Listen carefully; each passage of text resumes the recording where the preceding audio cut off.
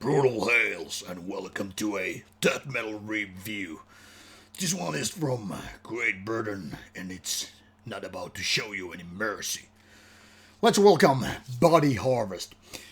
British have been always rather great with their death metal, but now it seems that the younger generation is picking up. And here we have Parasitic Slavery, the second album by this Bristol band founded around 2011. And they are here to brutalize you, mutilate you, kill you, and enslave you. So this is all about brutal death metal. Let's say maybe akin to a Nile and Cannibal Corpse. Not exactly the same band with a different style, but kind of a technical approach, yet at the same time very, very brutal, very, very heavy, and very much killing the listener with its music. Released by Comatose Music, which is kind of expert releasing this kind of metal.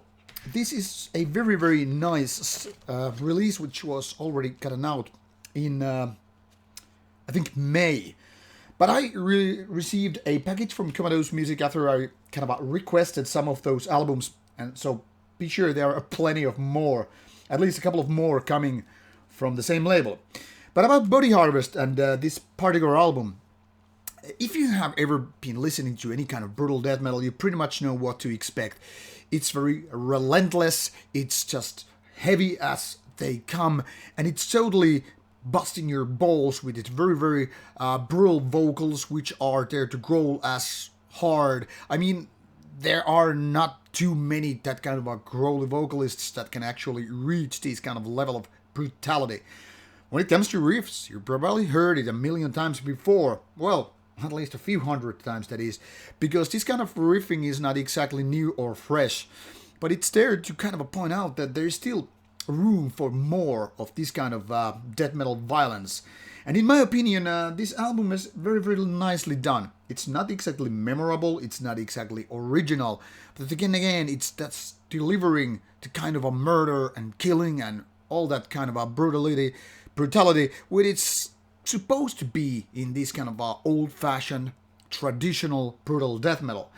Now, there are some more technical vibes here and there, and some sort of nuances which actually remind me of Nile. No, this is not as much going to these kind of bombastic elements, even orchestrated parts, which Nile is very much known for, nor it is not as technical. But then again, there is something that, in my opinion, takes this a little bit farther away than just, Cannibal Corpse type of violence. Any case, I would say, if you're a death metal fanatic, you don't want to miss this one. So it's already out there, and it's very much enjoyable, brutal death metal. So there you have it. Go check it out. In my opinion, it's one of the better death metal albums this year. So I'm happy to put this in my personal collection and enjoy it later on as well. Thank you for watching and take care.